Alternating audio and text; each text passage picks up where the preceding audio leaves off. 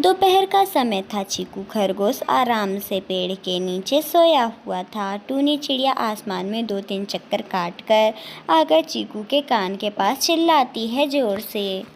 चीकू, जल्दी नींद से उठो और यहाँ पेड़ के पास से हटो। अगर अगर तुम उठे नहीं तो भूचाल आ जाएगा और तुम यहीं पेड़ के नीचे दफन हो जाओगे। जल्दी मेरी बात सुनो, अपने लंबे कान इधर लाओ। चीकू पूरी आंखें बिना खोले ही चिल्लाने लगता है। भागो भागो, भूचाल आ गया। भागो भागो, आसमान गिरने वाला है। अरे अरे, यहाँ तो कुछ भी नहीं है, सब अपनी जगह पे है। टूनी, तुमने तो मेरी नींद का कबाड़ा कर दिया। कहाँ मैं इतने अच्छे अच्छे सपने देख रहा था, कहाँ तुमने मेरी पूरी नींद खराब कर दी। इतना क्यों चिल्ला रही हो? क्या जंगल में कोई शेर घुस आया है या कोई शिकारी चील? शेर वेर को भूल जा चीकू। अभी अभी मैंने कुछ ऐसा सुना है कि डर के मारे मेरे पंख कांप रहे हैं और मेरी चोंच एकदम ठंडी पड़ गई है और मेरे पूंछ का तो एक बाल भी टूट कर गिर गया है। ऊपर पेड़ की डाल पर बैठा हुआ कालू कौवा, जो उनकी हल्की हल्की बातें सुन रहा था, वो उनके बीच में आकर बैठ जाता है ठाठ से। सुबह सुबह किसका बाल टूट रहा है यहाँ पर, और कौन किसकी चोंच ठंडी पड़ रही है, मुझे भी तो बताओ। और वैसे इस बेहतरीन मौके पर मुझे एक बहुत ही अच्छी शायरी याद आई है। अर्ज किया है, कालू भैया प्लीज अपनी इस बेसुरी शायरी को सुबह सुबह से मेरे कानों के पास आकर मत बकिए। मैं आपकी इस शायरी को सुन लूंगा तो मेरा बचा कुचा हौसला और बचा कुचा दिमाग भी गायब हो जाएगा। टूनी, तू क्या बोल रही थी? तू मुझे बता पूरी बात। अरे अरे चीकू, तुम मेरी कला की कभी कद्र ही नहीं करते हो। एक बार सुनो तो मेरी शायरी। आसमान में काली तितली उड़ती है, आज चीकू की अक्ल थोड़ी सी फिसली है। कालू कौवा जब भी चोंच खोले जंगल में मच जाती है खलबली। कालू भैया, अपनी खलबली को थोड़ी देर के लिए अपने जेब में रखो। बात बहुत गंभीर है। तुम्हें पता है, मैंने ना कुछ लोगों को बात करते हुए सुना है कि जंगल के नदी के पास से ज़मीन अपने आप उल्टी घूमेगी और सब कुछ तबाह हो जाएगा। क्या जमीन उल्टी हो जाएगी? यानी कि हम जो सीधे खड़े हैं वो उल्टे हो जाएंगे, हमारे पैर हवा में होंगे और हमारा सिर मिट्टी में धंस जाएगा। ओए होए, मेरा सिर मिट्टी में सन जाएगा। अरे चीकू, हम तैयारी करेंगे ना, तुम चिंता क्यों करते हो? तुम्हारा ये सफ़ेद और सुंदर सिर मैं मिट्टी में नहीं मिलने दूंगी। मैं तुम्हारा इस मुसीबत में पूरा साथ दूंगी, क्योंकि तुम मेरे पक्के दोस्त जो हो।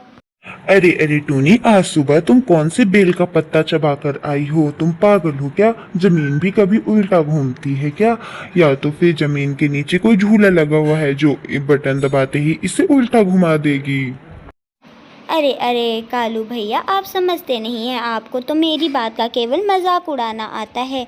मैंने आज सुबह सुबह खुद अपने कानों से हवा की सरसराहट में एक आवाज़ सुनी है, और भला और हवा जो बोलती है वो हमेशा सच होता है। हवा की सरसराहट में मैंने सुना कि जो पूरब का है वो पश्चिम का हो जाएगा और जो ऊपर है वो नीचे हो जाएगा।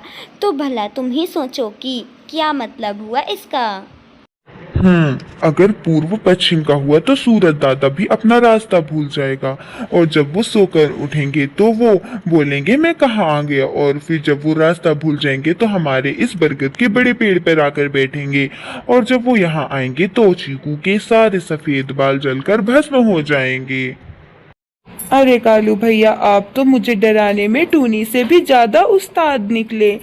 टूनी, अब तुम मेरा कोई रास्ता बताओ कि जब जमीन उल्टा हो जाएगी तो हम तीनों सीधा खड़े कैसे होंगे? अगर जमीन उल्टा हुई तो हम सब एक तरफ को लुढ़क जाएंगे। मैंने इसका भी एक बहुत बड़ा उपाय सोच रखा है। जब जमीन उल्टा होगी तो हम तीनों एक दूसरे की पूंछ को मुंह से पकड़ लेंगे, जिससे एक त्रिकोणाकार बन जाएगा और त्रिकोण कभी लुढ़कता नहीं है। टूनी, बात तो तुम्हारी बिल्कुल सही है, लेकिन तुमने चीकू की पूंछ देखी है? अगर मैं उसकी पूंछ को अपनी बड़ी चोंच से पकड़ूंगा तो उसकी पूंछ पकड़ में ही नहीं आएगी, और अगर थोड़ा सा भी जोर लगा दिया तो उसकी पूंछ उखड़ जाएगी। हाँ हाँ टूनी, जी कालू भैया बिल्कुल ठीक कह रहे हैं। और तुम्हारी पूंछ तो इतनी नाजुक है, अगर मैंने ज्यादा जोर लगाया तो तुम गुब्बारे की तरह उड़ जाओगी। तो फिर दूसरा आइडिया है मेरे पास। एक काम करते हैं, हम लोग बड़े बरगद के पेड़ के तने से फेविकोल की तरह चिपक जाते हैं क्यों। और वैसे भी पेड़ की जड़ें तो ज़मीन के बहुत अंदर तक रहती हैं, पेड़ कहीं नहीं जाएगा और ना ही हिलेगा, हम लोग वहाँ सुरक्षित भी रहेंगे। बुद्धू चिड़िया, तुम पागल हो गई हो क्या? जब जमीन उल्टी हो जाएगी तो पेड़ की जड़ें भी तो आसमान में चली जाएंगी ना, और पेड़ पाताल लोक में, हम सब पाताल लोक चले जाएंगे। ये पाताल लोक में तो बहुत अंधेरा होता है और मुझे अंधेरे से बहुत डर लगता है टूनी।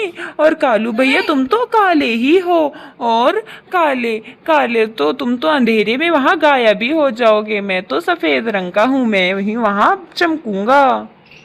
मेरे काले रंग पर मत जाना चीकू, वरना ऐसी शायरी सुनाऊंगा कि तुम्हारे कान में आवाज आना ही बंद हो जाएगी, समझ में आया? अरे अरे, तुम इतनी गंभीर चीज़ को लेकर भी लड़ रहे हो, शांत हो जाओ और मेरी बात सुनो। अरे अरे, तुम दोनों मेरा मजाक उड़ा रहे हो ना टूनी और कालू। तुम दोनों आसमान में उड़ सकते हो और मैं तो नीचे पाताल लोक में चला जाऊंगा। अरे अरे रुको, मुझे कुछ याद आ रहा है। क्या क्या सच में जमीन हिलने लगी है कालू? टूनी? नहीं नहीं, वो इस बार मौसम मिजाज बदलने वाला है, जमीन नहीं। मुझे लगा था कि जमीन उलटने वाली है। अरे धत तेरी की टूनी, तू तो इस जंगल में अफवाह क्वीन है। तूने तो हमारी चटनी ही बना दी थी। अगर थोड़ा और कुछ बताती तो मैं पक्का हार्ट अटैक की वजह से मर ही जाता। हाँ टूनी, तुमने तो मेरी जान ही निकाल दी थी। अरे सॉरी, माफ़ कर दो दोस्तों, मुझे लगा था कि ज़मीन उलटने वाली है। हाँ हाँ, अगली बार से कोई बात लेकर आना तो एक बार चेक जरूर कर लेना, बाद में मत सदमा देकर बताना आकर कि ये झूठ है। मैं चला, तुम दोनों बातें करो फालतू वाली। टूनी तुम जाओ, वरना मैं तुम्हें इस पत्थर से मारूंगा। तुम्हारी वजह से मेरी इतनी अच्छी नींद खराब हो गई। मुझे क्या सपने आ रहे थे और तुम यहाँ आकर क्या बताने लगी। मेरा तो आधा दिमाग उसी में चला गया है। जो बचा कुचा है अब वो तुम्हारी उन घटियों बातों से भी खत्म होने वाला है लगता है। अगली बार से कुछ न्यूज़ लेकर आना तो अच्छी खासी लेकर आना। अरे चीकू, मैं तो बस मजाक कर रही थी, मुझे क्या पता था। मैंने बात को ज़्यादा अच्छे से समझा नहीं, बस बता दिया आकर। टूनी चिड़िया वहाँ से शर्माते हुए चली जाती है। सो प्यारे दोस्तों, कहानी पसंद आई हो तो इसे लाइक, अपने प्यारे दोस्तों के साथ शेयर, और अगर आपने अभी तक हमारे चैनल को सब्सक्राइब नहीं किया है तो प्लीज़ इसे सब्सक्राइब कर लीजिए। आपका धन्यवाद।